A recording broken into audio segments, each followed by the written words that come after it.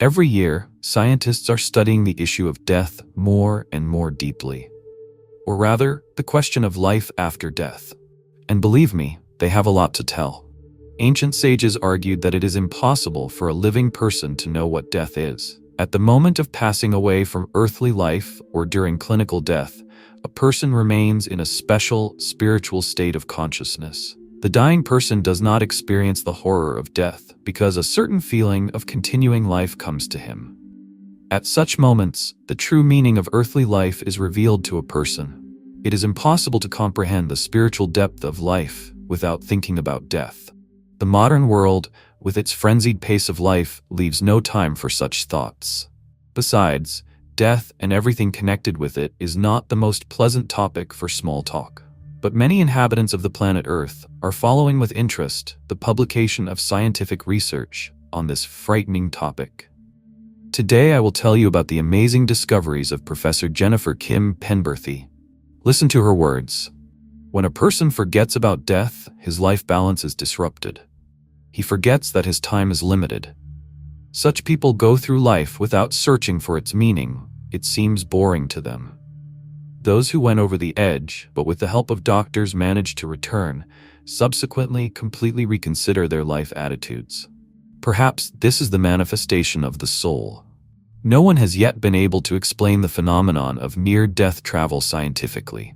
But there are facts that indicate that there is another world besides our own, which we will all enter after our death. Jennifer was born into a medical family in the small town of Lewisburg, West Virginia. The girl decided to continue the family tradition, and after graduating from high school, she enrolled in the medical faculty at Wake Forest University. Jennifer Penberthy holds the title of Professor of Clinical Psychology and has been teaching at the University of Virginia Medical School for over 20 years. Jennifer studies near-death experiences, post-mortem messages, and people who say they were visited by a deceased loved one. Every 10th person who has experienced clinical death experiences a near-death experience. Such data was obtained by Professor Penberthy as a result of interviews with comatose patients. Among the most common experiences were leaving the body, seeing oneself from the outside, feeling at peace, and the light at the end of the tunnel. Some report seeing deceased loved ones and a ray of light. Many people say that they were either given the choice to return to their physical body or ordered to do so. People who have experienced death firsthand usually rate these events as positive. Near-death experience makes a person more caring and kind. Such experiences completely transform consciousness, permanently eliminating fear. A person who has been beyond the line knows that the life of the soul continues after the death of the physical body. We've selected some impressive stories that people have shared with Professor Jennifer Penberthy. David Sivgupta fell into a coma after emergency surgery, which was required after a car accident. First, he was shown beautiful landscapes, and then his life began to scroll in front of him. It was as if the events were being shown on a movie theater screen, starting right from the moment they were born. David saw his own birth, heard the first word he uttered, and remembered his school years. The footage was full of small details that the man did not even remember in his normal state. When the film reached the events leading up to the operation, all the details of the terrible accident flashed through. These memories were accompanied by the very pain that the man experienced at the time of the collision. At this point, the film seemed to be glued into a ring, and these last few minutes were repeated an infinite number of times.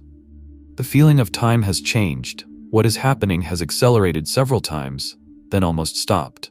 After the man woke up, it turned out that the visions lasted for 2 days. According to his feelings, the posthumous film screening lasted 10 times longer. Helicopter pilot Michael Morrison died after the crash. He says that he felt a strong impact and at the same moment saw the helicopter crash site from above, already outside the body. He felt no pain, but the sight of his own torn body was alarming. Firefighters and rescuers arrived at the crash site.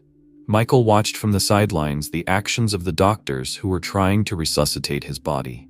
Surprisingly, he felt flashes of bright light from flashlights, which were used by doctors to find out if the pupils reacted to the light. And then he realized that he could fly now. The feeling of weightlessness and calmness distracted from the fallen helicopter and his own body. Now a man could go anywhere he wanted to go. At that moment, he realized that he wanted to be at home and hug his wife and son.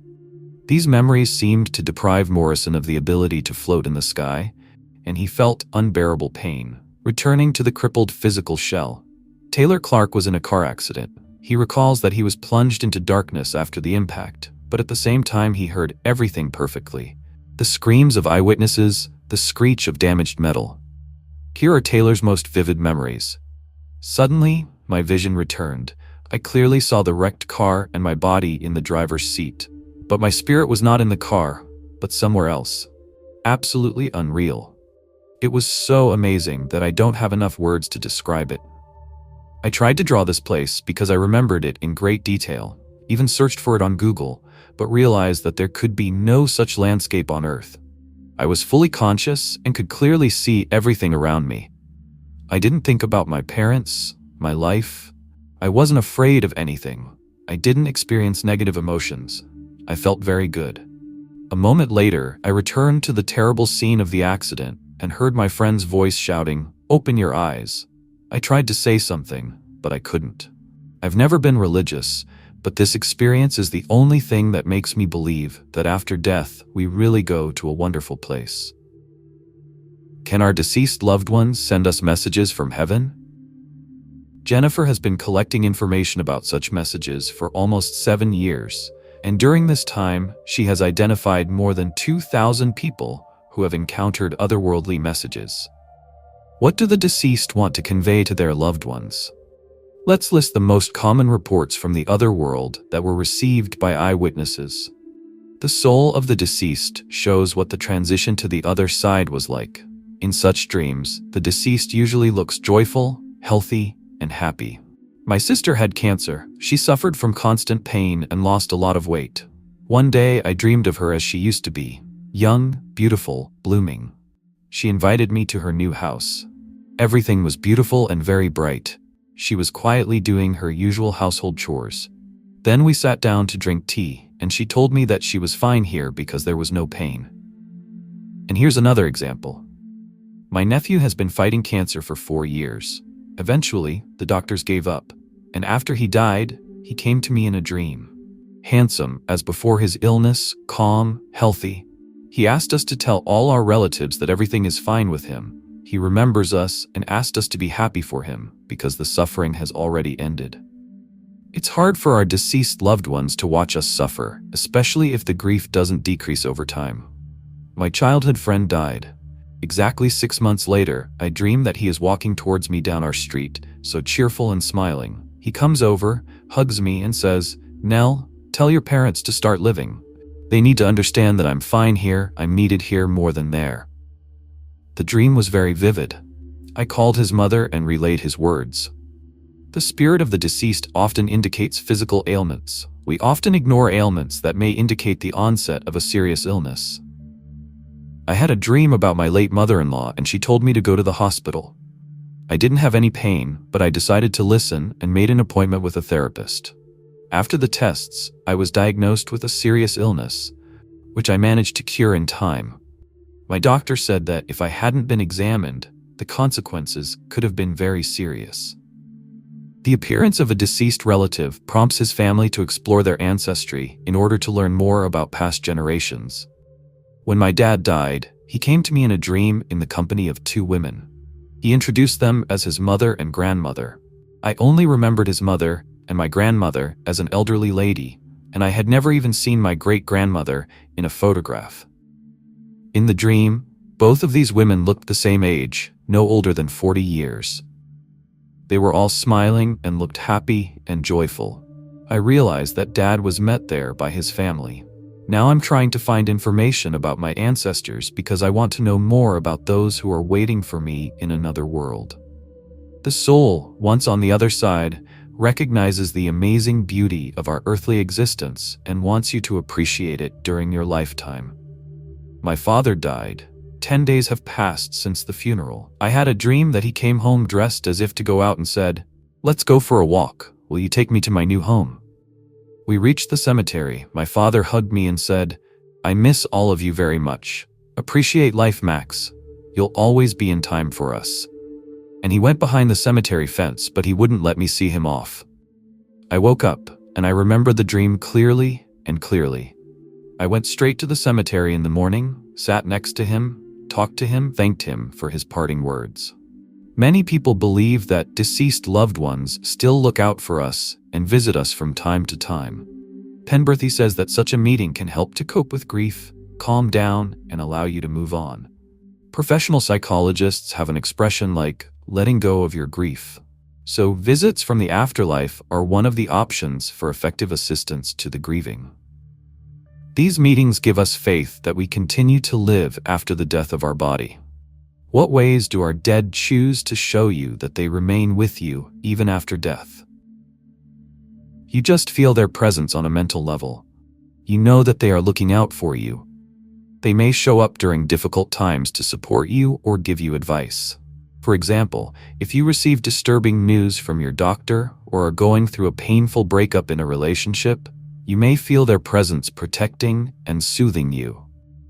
They can also be there at special moments to cheer you up, such as at graduation or on your birthday. They will not miss any of your important events, even if they are not physically present. You can smell the scent of your deceased loved one. Perhaps it's the perfume your mom loved, or maybe you inexplicably smell your grandmother's famous apple pie when you enter her house after her death.